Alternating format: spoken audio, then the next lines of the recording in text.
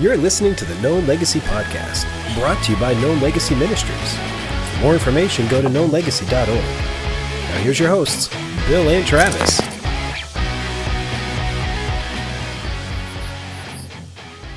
Another year. We're a little older. We're a little wiser. A little is the key word there. Very, very little. Good gracious. Man, it is good to be back, and I'm excited to get everything rolling again. We have technical things that we're working through, and so my camera's all over the place. Look, no hands. Anyways, we're getting it all locked in and loaded, which is fantastic. So thank you guys for checking us out.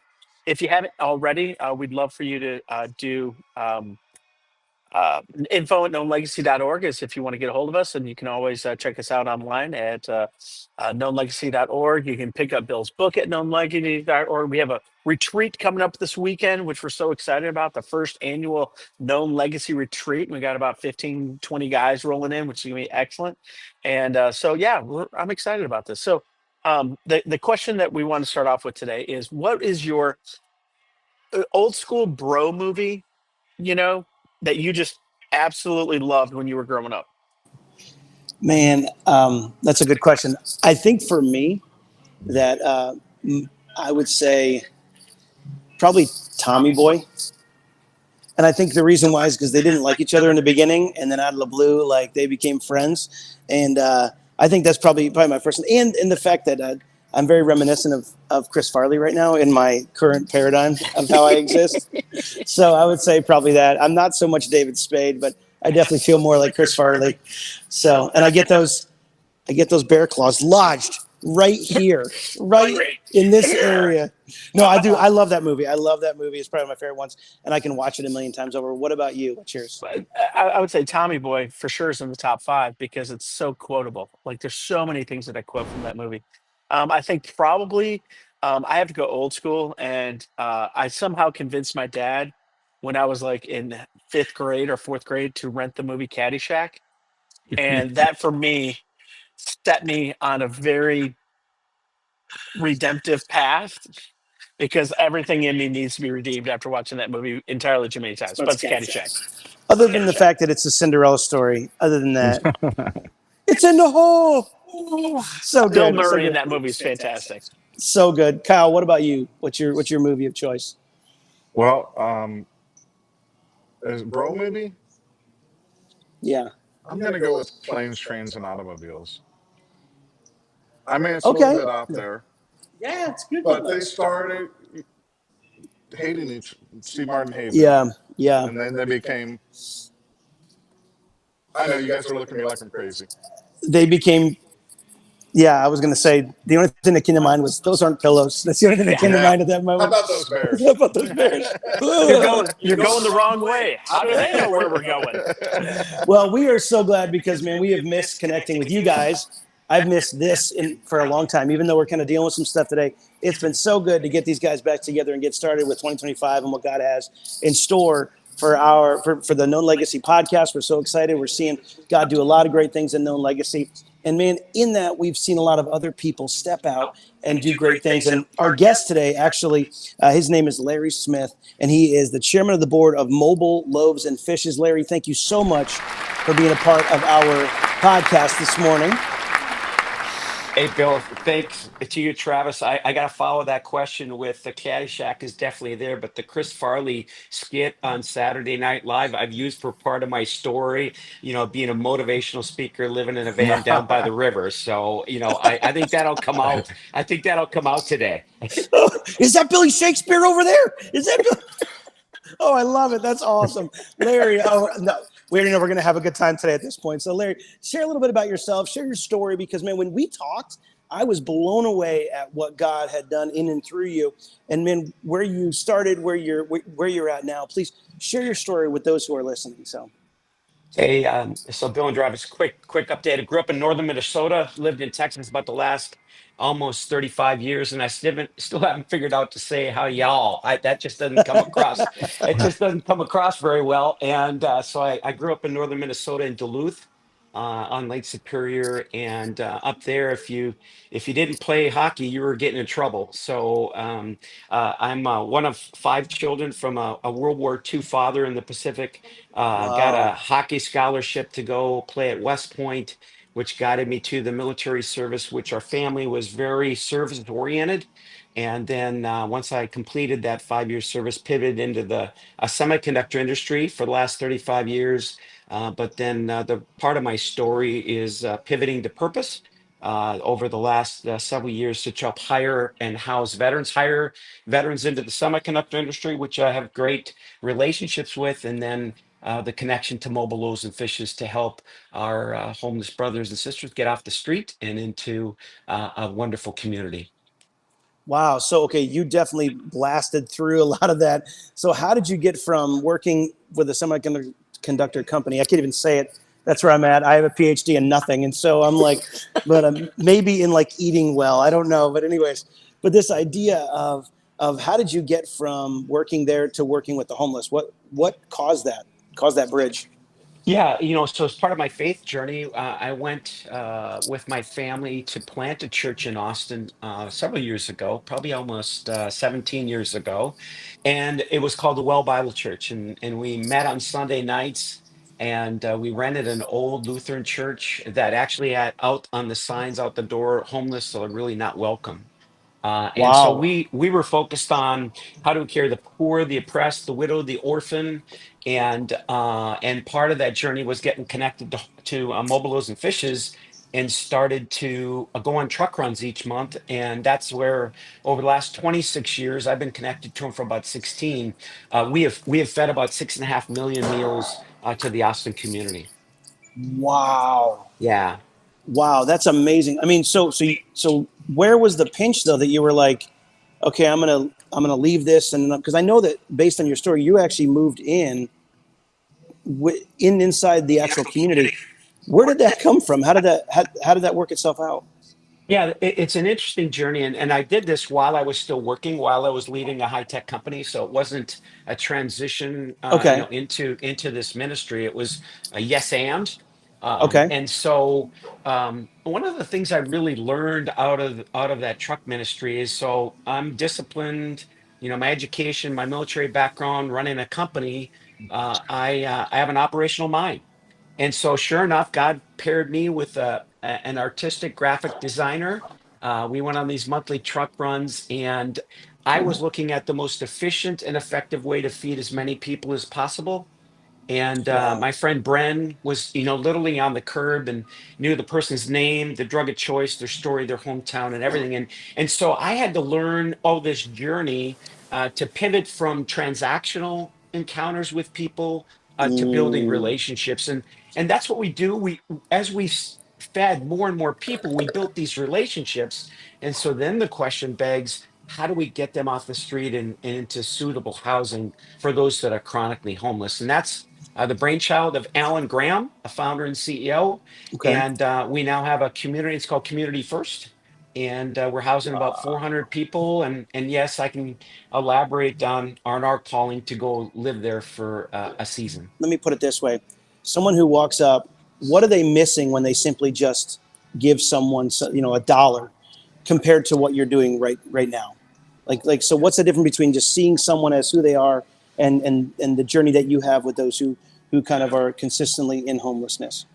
Yeah, and so Bill, you've stated one of the critical aspects of that is seeing them who they are. They're a human being, and when they were little kids, they didn't, dream of living on the street or under a bridge or with nothing. In fact, as part of our journey and experiences, we believe the primary cause of homelessness, and there's a number of factors, a number of broken systems, but we believe it's the catastrophic loss of family.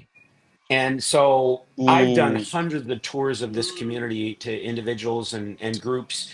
And whenever I make that statement, I make the statement that says, all of our families have addiction and mental health issues and those types of crisis, but we have this safety net that is going to prevent them from falling through this broken system of justice and health care and foster care and all of those things. So, and then what you will hear the narrative within our circles of our communities is, and actually they don't even call them homeless anymore, they call them unhoused. So Mm, if the problem statement is they are unhoused, we house them, but we believe that that's solution, or to mitigate this problem, is really around community. mm. So are you finding that once they get it, like, what's the difference between the moment that they get into community? Have you seen some stories of change when someone jumps into that community and how different their life is affected beyond just having a house? So I'll tell you some really critical demographics, and then some of the impact, and then some of our philosophy. Average, we are dealing with chronically homeless. That is our population, and the chronically homeless are not likely to ever get off the street due to a mental or Mm, physical disability. Okay, mm-hmm. our average age of our population, our neighbors, is 58 years old, and the average time on the street is 10 years. And Wow. so there is a level of trauma that is rather unique. Couple of neat aspects of our ministry is this is their home, and this is not transitional housing, and we are Mm, not trying to fix them. We are trying to help them be known, help them be loved. And mm, one game changer in our community is we have a final resting place for them in a columbarium. wow. That's Yeah, amazing. So you really have taken it beyond just meeting the temporal needs, all the but to adding value to their life from the moment you meet them until the end of their time here on Earth. And I love that. I love that idea of what you're doing. I love you said be known, be loved. Um, as I think about this, like it makes me go in. What was your pinch point to jump you from moving into the community? Like what? Where did that tension arise? And can you share a little bit about that story? sure. And I'll try to do a condensed version for you. Can I say I was disobedient, disobedient, disobedient, and then finally, I played hockey as a kid, and maybe God checked me and knocked some sense into me out of part of that process. Or Oh, I'm a, that's I'm a funny. little hard headed part of it. So it was a calling, and as part of the process to discern those that were going to live there intentionally, we have a portion of our neighbors that, like my wife and I, we lived there for 5.5 years. And part of the organization is having not perfect people, but healthy people love God and love their neighbor. And Mm, so back 10 years ago, we were at a meeting, or I was at a meeting. My wife has a challenge medical issue, and she wasn't at the meeting with Alan Graham and probably 20 or 30 people to okay. discern whether we would move and live into this community. And so we had made the commitment to help another person who was called to it, and we'll be your prayer support, your financial support, all those things. Just, I don't want to go to Nineveh, and don't make me live with those people, okay? But one woman, Bethany, that night said, we should really live our life as if it doesn't make sense without the gospel of Jesus Christ. And Bill, I was stopped in my tracks. My heart was pierced. My job, I was a president of a high tech company, multi-billion dollars in revenue.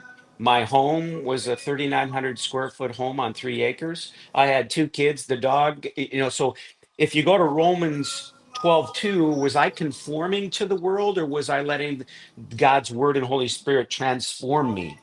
And Mm, as she pierced my heart, or the Lord pierced my heart through that conversation, my life, my history made more sense by the world's standards than by the Lord's standards. And but then when Alan comes around and says, Larry, it was a digital yes or no, are you in or are you out? And I said, hey, Alan, I'll give you my time, talents, and treasures, but humbly and regrettably, I said, but I'm not going out to live there. And wow. he says, "Hey, no problem. I need all of those resources." And next around the circle. So then I went home, and I was just pondering some of that conversation and conviction. I went to church the next day, and of course the Lord continued to whack my head with that hockey stick. And the pastor says, "You can." Um, we need to care for the poor, the oppressed, the widow, and the orphan. And you don't need to go to Africa. You can go to the east side of Austin, which is the location of our community. And and so I came home. My wife was not at that meeting. She was not at that church service. And I came home and I said, "Hey, when I think we're supposed to go move into that community." And she said, "Well, it's about time." That's how the that's how those wives work, man. It seems like they always know more and quicker than us. Wow, that's amazing. And I love that you were honest with your disobedience, but then sharing about that, because then there's a lot of people that struggle with that tension of wanting to do more, but are scared that those around them, maybe like their spouses, their kids, you may be upending their own lives. So, what kind of wisdom would you give to that person who's wrestling with what God wants to do in their life, and kind of some encouragement to them about the future?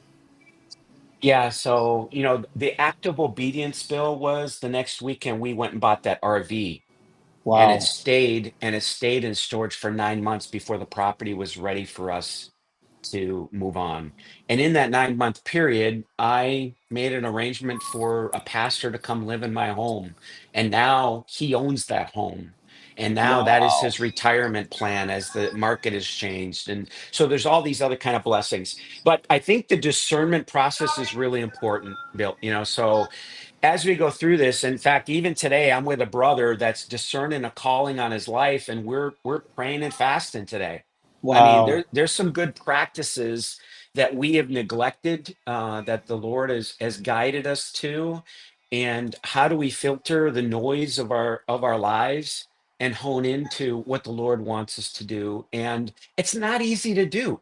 In fact, my friend, this may be the first time that he's fasted in a long time or ever, and he's anticipating an answer, but it may not come today. It may come over a long period of suffering, or it may come through Yeah. difficulty that brings us to our knees, unfortunately, in those situations versus faithful obedience over a long period of time.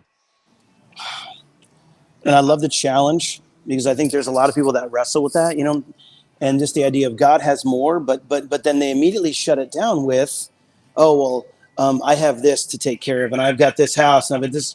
I mean, even in that wrestle, how did you work through that in your life? Do share like maybe just some of the steps of, hey, okay, so I bought that RV, but then was it an easy 9 months? Was there a lot of wrestling still going on, or No, I had peace then to that calling, and then we worked through the transit. We sold everything. Um, wow, I still have a small storage unit, and we were there 5.5 years. I will say there was a season, and COVID yeah, disrupted that because I had daughter in grad school, had another daughter who's a foster parent. So this is not a one-time event. This is a season, and that season, transformed our mm, lives, and it created a distinct privilege. And I've got so many stories, Bill, but I could carve out a few at the appropriate time of just what that obedience and living, the friendships I yeah, made in that community. Two of my formerly homeless neighbors that we lived together with actually attended my daughter's wedding here about a year ago. In my gated wow, community, that we put up these protections and safety and all these things. When I finally told my boss, it took me about a year to tell my boss that where I was wow, living and what I was doing, and he goes, "Are you effing crazy? And do you have a gun?" wow, And I realized at that moment, Bill, it didn't make sense. It yeah. didn't make sense. And so what part of our life are we pursuing those idols of comfort and power and control and approval, that Tim Keller describes in his book Counterfeit Gods? What kind of that noise in our men, in our leaders, in our fathers, in our brothers, just negates the ability for us to hear a calling? Mm. Just that pause, that stop to focus on. Man, this is good. I feel like yeah, I'm so glad we're having you on today.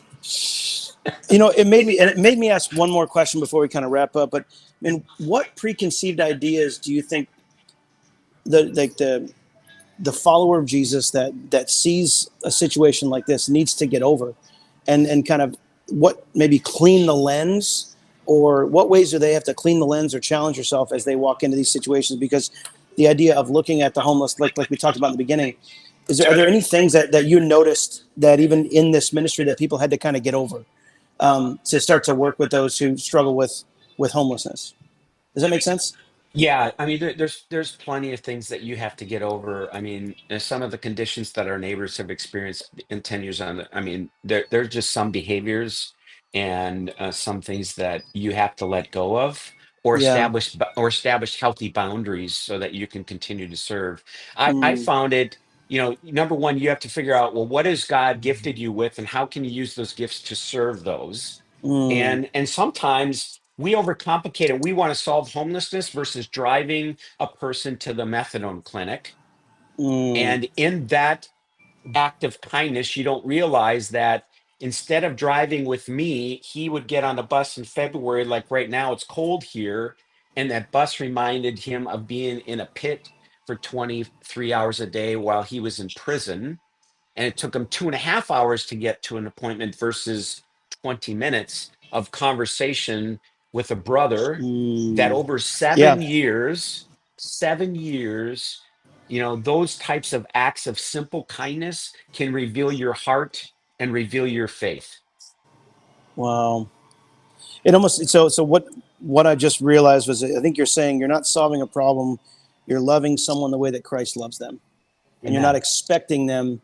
It's even the way just this idea there's no guarantee in this, and so I'd be No, intrigued to know the percentage of those who never move beyond that.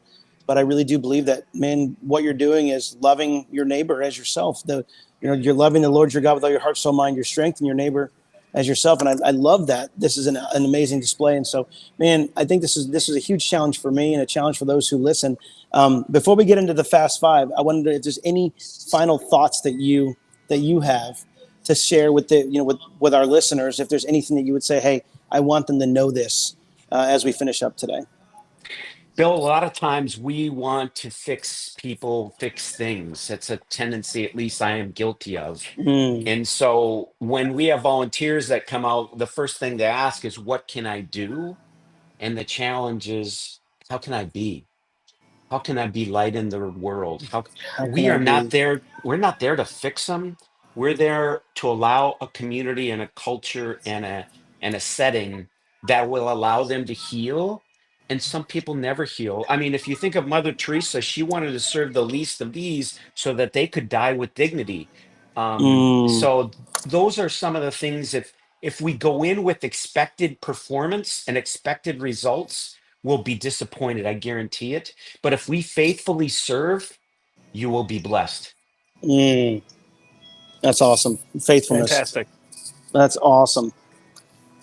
Man, this has been great. I'm so glad to have you on today. And man, even amidst all the chaos, I'm so grateful to hear this story, and I'm excited for our people to hear the story. And Kyle, you've done a great job with the technology, man. Thank you very much for doing this. I Kyle is didn't killing talk it. much today because of the microphone issue and everything else, but man, I appreciate your story. I love your nuggets of wisdom and that idea of living different, so that people would wonder, what is the gospel really making the impact? And yeah, there's a whole other conversation to have at some point in the future for sure.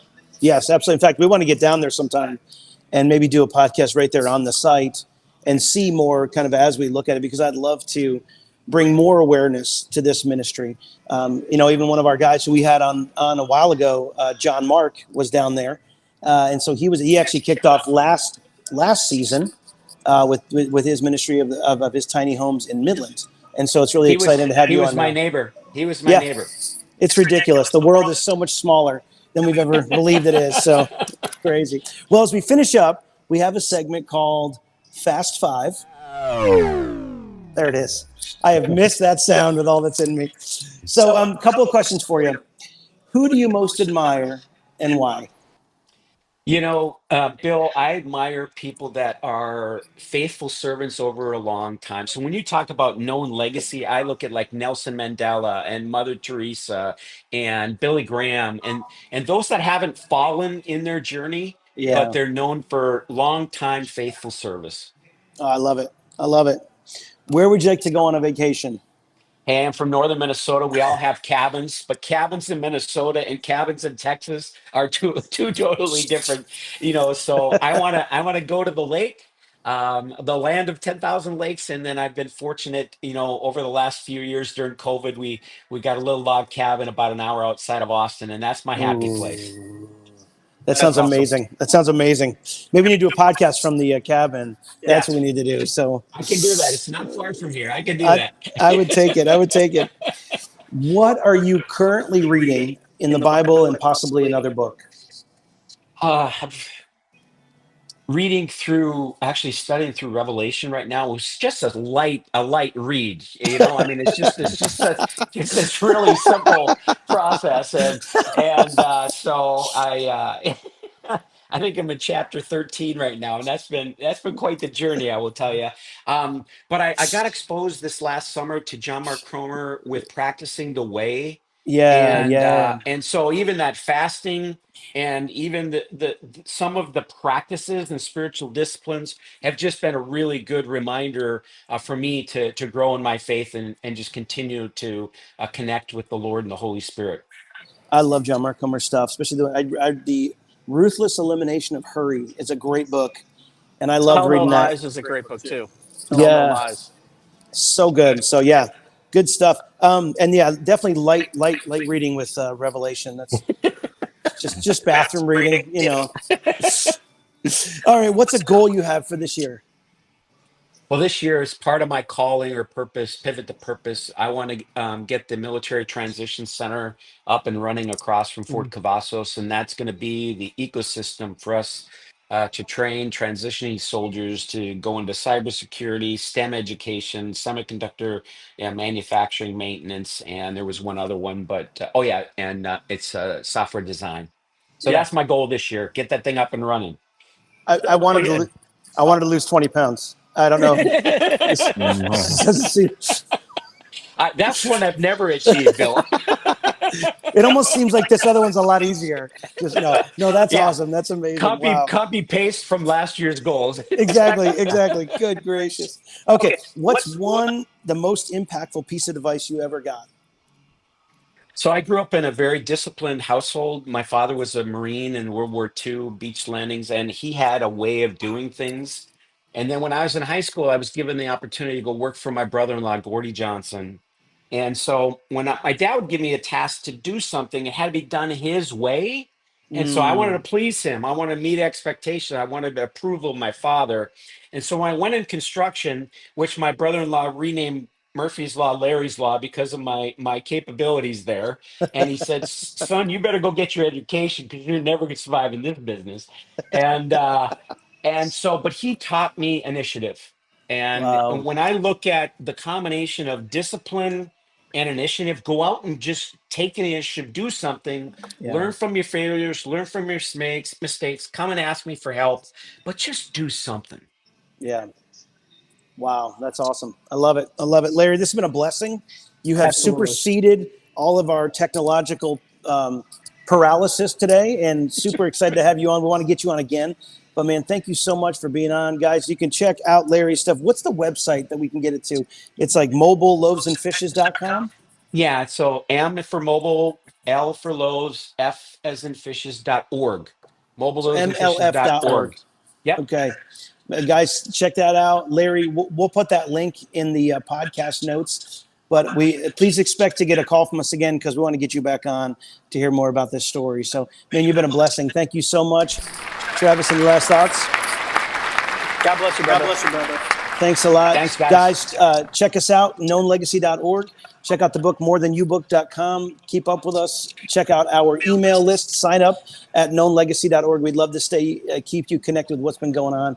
And I hope you guys have an awesome week. And we'll see you soon with God different bless you. technology.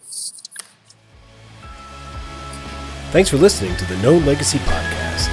We'd love to hear from you, so email us your questions or comments to info@knownlegacy.org.